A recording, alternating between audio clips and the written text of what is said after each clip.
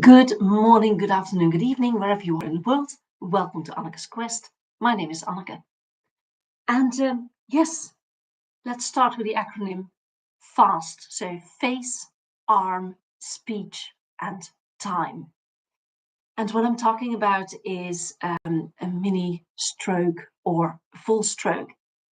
And that's what happened to my mom. So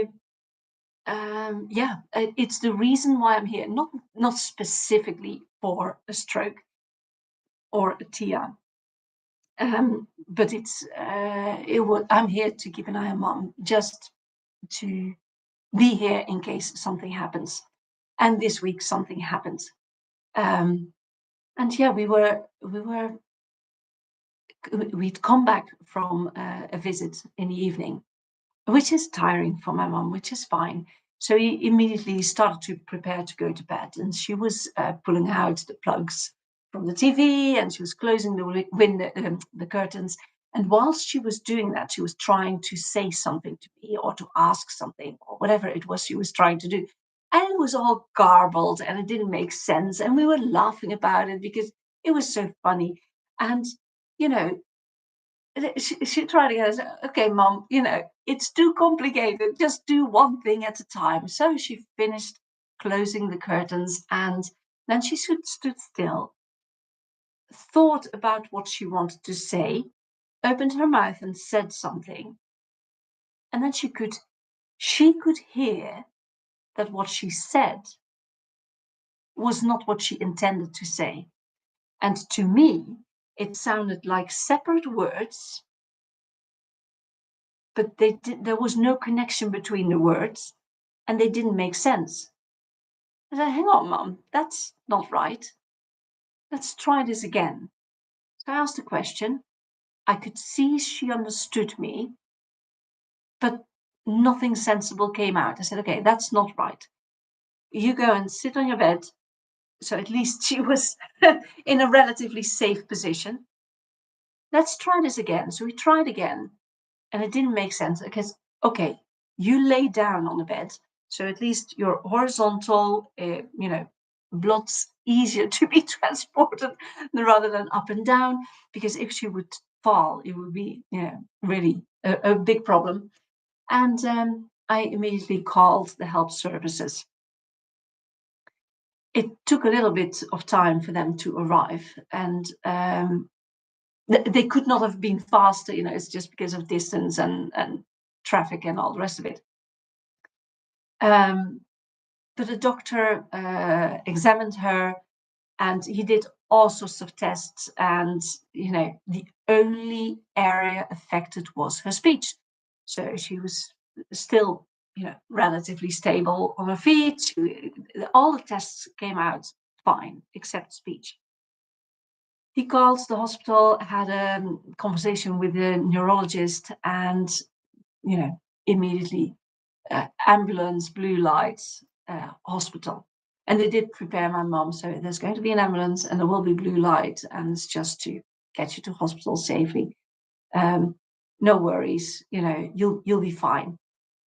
Which is an interesting thing to say, actually. Of course, they don't want my mom to worry, but she very well knew that something was not right. Anyway, so I will repeat again. FAST, face, arm, speech, and time. The thing is, don't wait for all three things to appear. Do not wait for, okay, someone's face is hanging like that. And you're going, hang on, it was face, it was arm, and speech. So do not wait for arm and speech to go bad as well before you call. One symptom is enough. So either the face or the arm or the speech. And in my mom's case, it was only the speech that was affected. So yeah, in hospital, they again they did some research and some tests and some imaging things. I don't know. And they gave her blood thinners and kept her for observation. So what happens with in Dutch we say TIA, and it's just the abbreviation of what it's called in English. They say it's slightly different, and I can't remember how they say it or pronounce it. Anyway, it's something's gone wrong in the brain, and what's happening is some blood can't flow freely. So there's either a narrowing of the blood vessels or a clot. And whatever is behind that obstruction is starved from oxygen, nutrients, and can't function. So depending on where that blockage is, that's the area that's affected. And obviously for my mom, it has something to do with speech. It's somewhere in the speech areas, and the rest of the brain still had enough blood, oxygen, and nutrients. And whether it's narrowing or a blockage, if they give blood thinners, then even if it's narrow, the blood can still flow through. And if it's an obstruction like a clot, they sometimes hope that this clot gets, dissolved, or that still stuff can just go past. Anyway, I'll repeat: fast, face, arm, speech, time.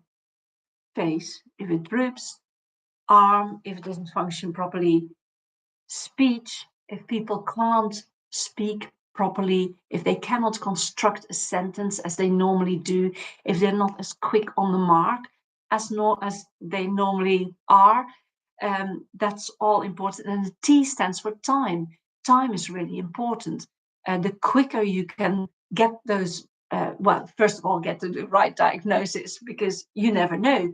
It could be something else, but time is of the essence. And to get people to hospital with a condition like this, it's really, really, really important. You can die of this. It's a possibility. It's an outcome. And in the Netherlands, I think it's every year, it's about 8,000 people who die of this thing, if it's severe enough. So face, arm, speech, time. So yeah, my mom's in hospital. They also monitor her heart, and for that she needs to be there for 24 hours. They started this heart monitor thing at about 1 o'clock at night, so it would mean another night in hospital, 2 nights in hospital, and every 2 hours they wake her up. So not much of a restful sleep for my mom.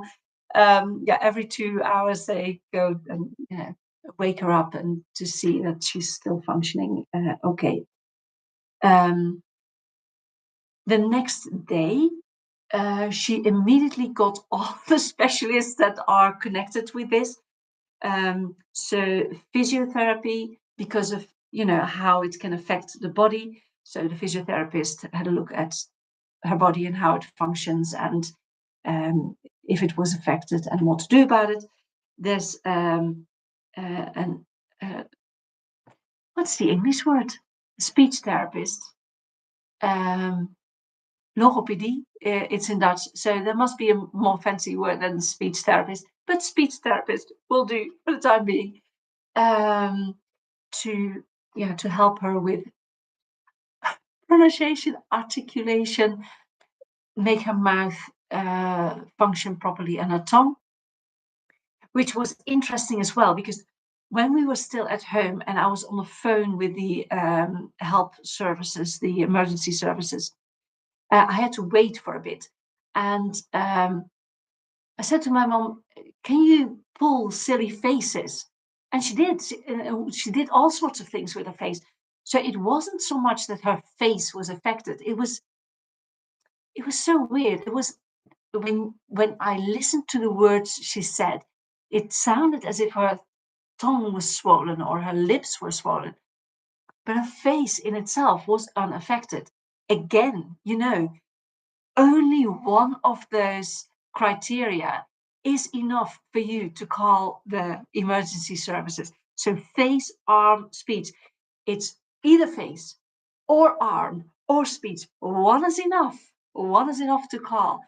2, call. 3, call. Call. Whatever you do, call, because time is of the essence.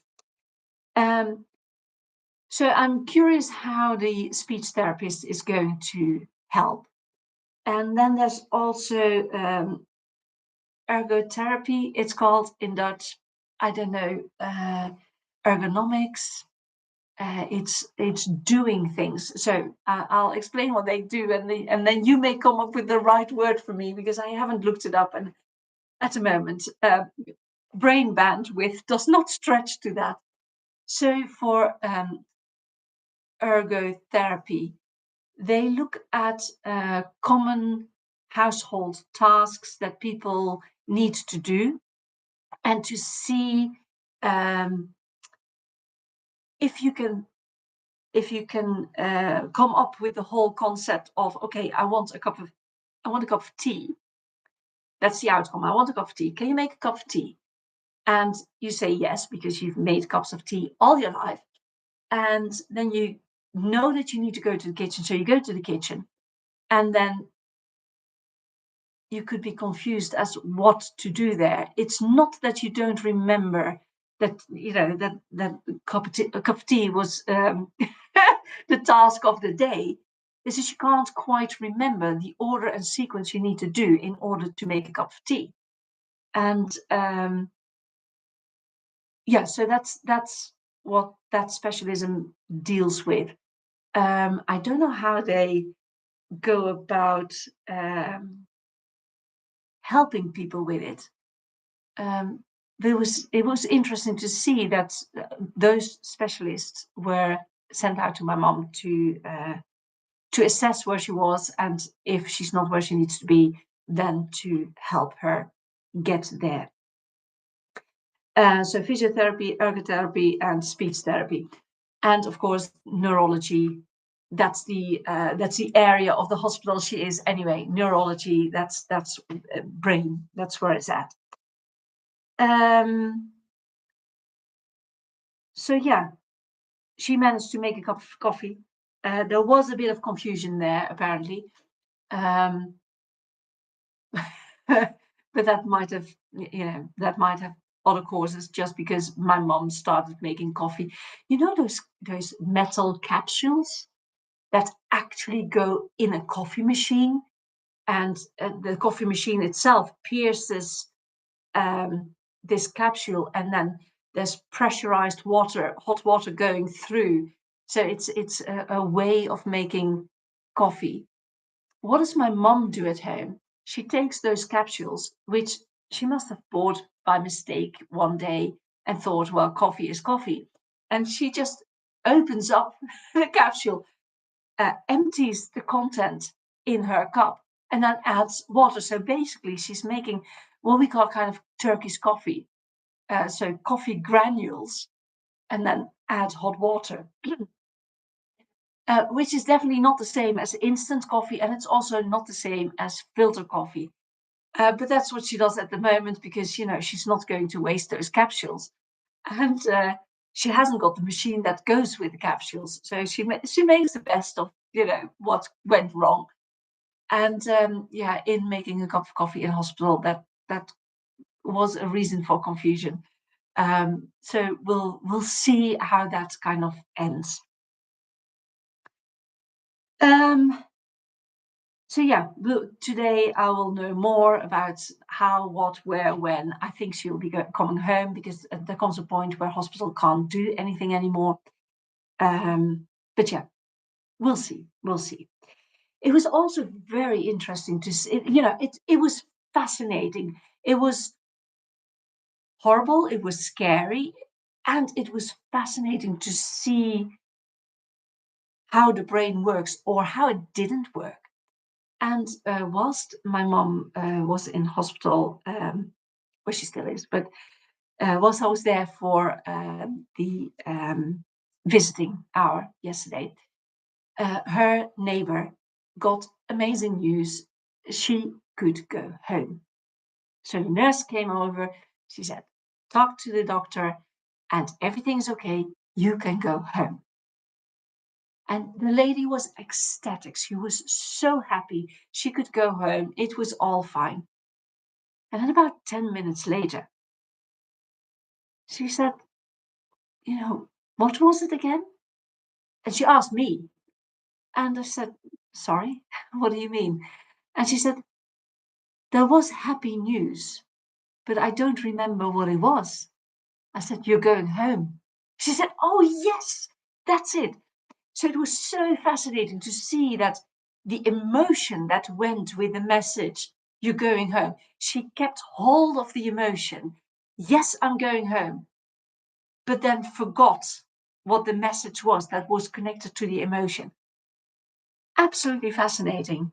I'm not sure I could work on a ward like that, because it can equally be very frustrating, um, and fascinating at the same time. So, okay, so there's a message from Penguin Pullover. Hello, Sue. Thank you for the best wishes for my mum. May I add that not being able to stick out your tongue is a very clear sign of stroke, Tia, and of course, for immediate reaction. So even doubt, ask the person to stick out their tongue. Yes, Sue, you're right. Um, so the doctor also, when we were still at home, the doctor also said, so show me a big smile like that, to show all the teeth and to show that both sides of the face still work. And now stick out your tongue. And in the Netherlands, you don't just stick out your tongue at someone. So my mom started to laugh, and yeah, she had to stick out her tongue. Yes, you're right. And in the people from the ambulance, they also said, stick out your tongue. And so the first thing they asked was for her to smile, and she knew already they wanted her to stick out her tongue. So she smiled, she laughed because she knew what was coming.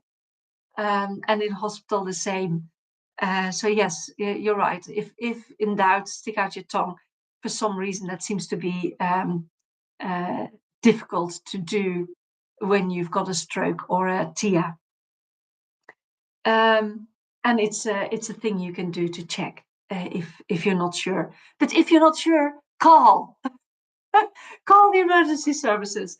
I'll say it again. So face, arm, speech, time. It's FAST. The acronym is FAST. Face, arm, speech, time. Any one of those is reason enough to call the emergency services. Please do. Uh, if you can't do that, or if you don't recognize it or whatever, or if you think that's more what I want to say. If you think really it doesn't seem so bad, it's only the arm hanging, the rest of the body is still standing. No, call the emergency services. So yeah, when my mom was in hospital, she already could say a whole sentence that was coherent, answered the question, and was quite a long sentence. So at home, from the moment it started till going to hospital, she only said about 3 very short sentences that were correct. All the rest was no, it did not make sense. In hospital already there was an improvement, and that was before blood thinners, so that was a very good sign. And then on the ward she got put on blood thinners. It's still not quite right. She still thinks for quite an extended time before she starts speaking, but at least there's progress. So then the next thing comes into play. Is it a stroke or is it a TIA? And the thing about a TIA is the whole thing resolves itself within 24 hours. So within 24 hours, you're kind of back to normal. And then they call it a warning. A TIA is a warning. You need to change your lifestyle. You need to change things in your life. Otherwise, if you stick to the same road you're on, the next thing is a stroke where it doesn't resolve itself within 24 hours. No, I shouldn't say that's a certainty. It's a very good possibility. Does that make sense? There's a difference. I'm not saying that if you've had a TIA once, you will definitely get. No, I'm not saying that. Besides, I'm not a doctor, so by all means, consult your doctor. Um, what the literature says that if you've had a TIA once, chances are that you can get a TIA again, or that it won't be a TIA, it won't be a 24-hour thing, it will be a stroke, and the results are longer lasting and recovery takes longer. So for my mum to start recovery already in hospital once she was there, that was good. And then she got on blood thinners and more investigations and all the rest of it. So chances are that it will resolve itself more or less within 24 hours. And it was funny because it happened about 9:20 in the evening, and it wasn't even 3 o'clock in the afternoon when the nurse said, "Stroke, Tia, yeah, it's been a while now. So yeah, maybe stroke." I said, "Oh, hang on, 24 hours. We've still got 6 hours." And yeah, that made them laugh. So yeah, when I left yesterday, my mom had still over 6 hours to improve even more. So that the more improvement there is during the 24 hours, even if there's something slightly left, the chances of it going back to kind of normal are greater. If that makes sense. Right. Well, I'm happy to do a more in-depth thing about strokes, TIAs, what to do to prevent it. I can name a few already. Don't drink, don't smoke, and keep sugar to an absolute minimum. That seems to be the things you can not do. So do not drink, do not smoke, do not eat sugar or drink sugar. Something you can do is to exercise. And with all the things I've studied so far concerning health, that seems to be the main trend. It seems to be coming back for so many conditions. Don't drink, don't smoke, no sugar, or sugar alternatives like any fake sugar.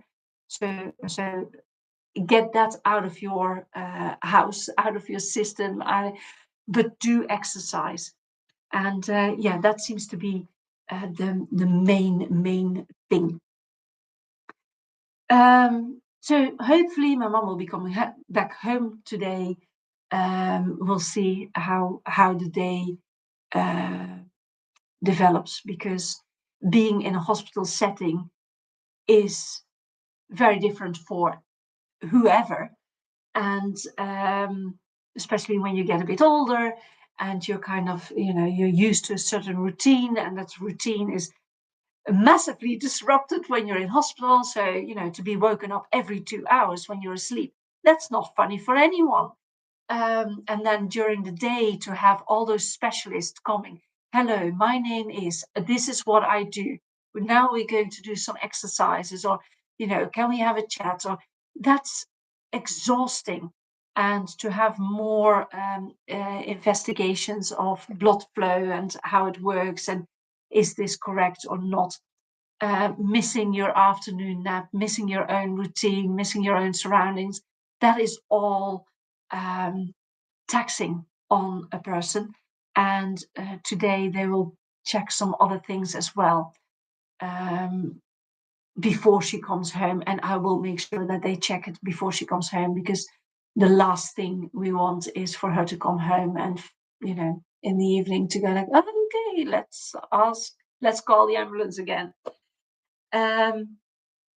So that's my mom's part. I'm a bit tired, and that's fine. It's the reason why I'm here, to keep an eye on mom.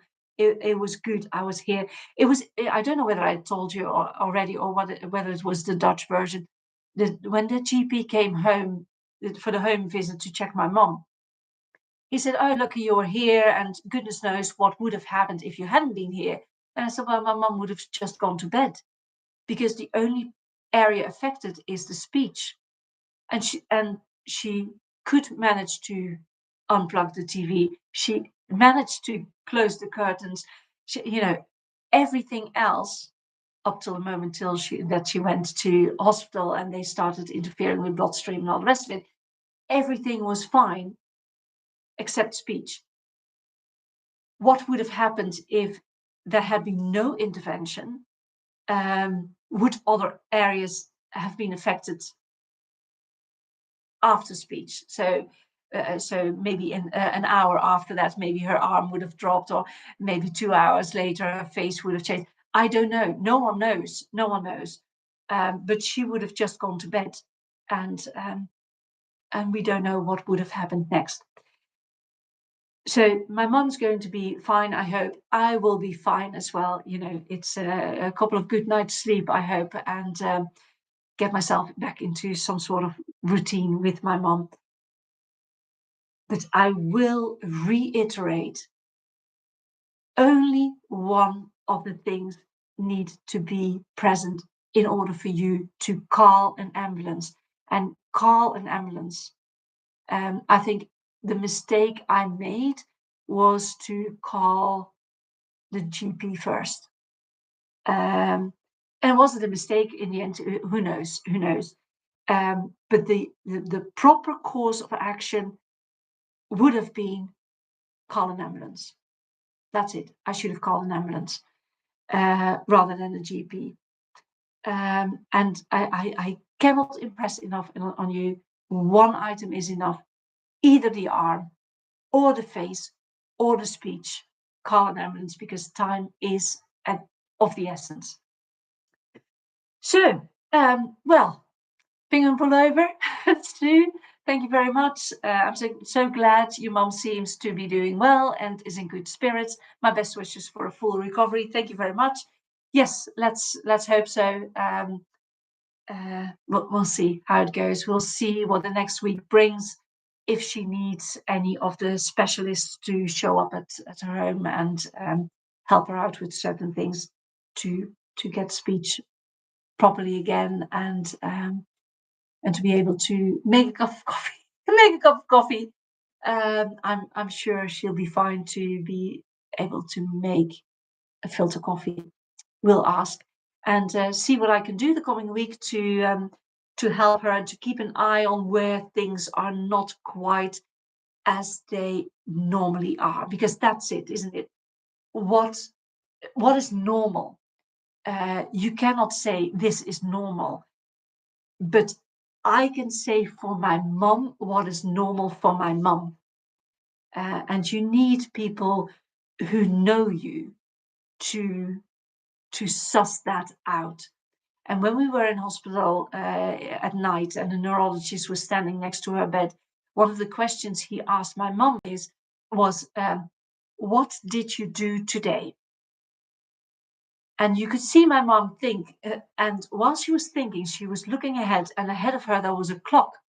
And the clock said it's the 2nd of, it was a clock, and there's a date and there's a month, and everything is displayed on that clock. And the clock said the 2nd of August, and that wasn't the case. It was, July, whatever it was. And so even though my mom was thinking about the answer, what did you do today? She saw the clock and she said, that says the 2nd of August. That's wrong. It's not the 2nd of August. I said, well, that's correct, but that isn't the answer to the question. And so I looked at the neurologist and said, well, that's not the answer to the question. I said, yeah, I know that's not the answer to the question. I said, no, this is my mom. So what she's doing She is buying herself time. She's buying herself time by giving a different answer in the hope that either the question goes away or that the real answer will come to her and she will be able to answer the question you asked her. And I turned to my mom and said, is that correct? And my mom started laughing. She said, yes, that's correct. And so we had a little, to and fro. And then the neurologist asked again. He said, okay, what did you do today?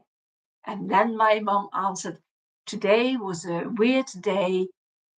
Normally I do my groceries at 11 and today we did it at 9, which was for me mind-blowingly complex. It was a complex answer compared to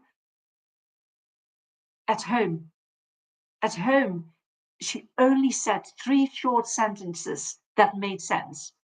And the sentences were about 3 words long. So to be able to not only remember, but to able to phrase that today was a weird day, and to say that this is what she normally does and that's what happened today, that was so different from how she was at home. That was amazing. And I said to the neurologist, I'm happy with this answer. This is my mom. This is how she. This is what she can. This is what she does. And my mom's fine. It's nothing wrong with my mom. But the difference was so stark, so stark.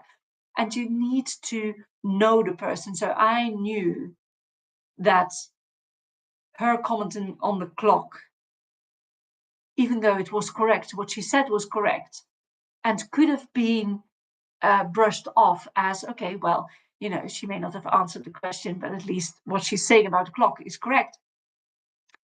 And that's not how my mom functions. My mom functions in a different way. And that was really interesting. So yeah, I'll be fine. My mom will be fine. The hope is that she'll be fine, and the prognosis yesterday was that she will be fine. What I will reiterate once more: face, arm, speech, either face or arm or speech. Time is of the essence, and call the emergency services. Ask for an ambulance. And if you're in an area where there are no ambulances, get a person in the car, drive. Ask a neighbor to drive.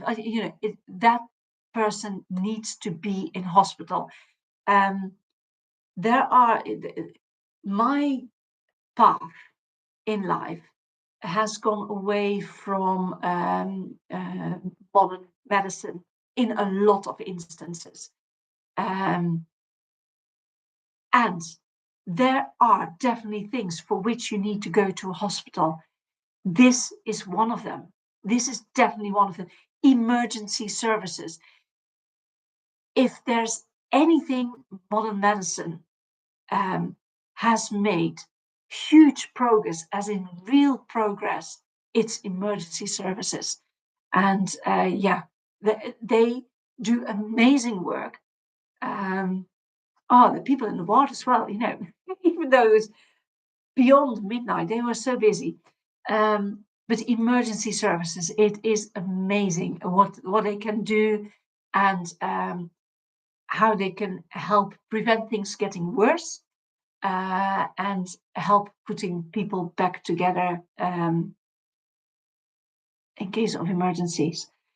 And lifestyle is a big thing. Lifestyle is a big thing. Smoking, drinking, sugar, exercise, all of those things. There are certain foods that are better to eat than other foods. There are things that you can do to improve your own health.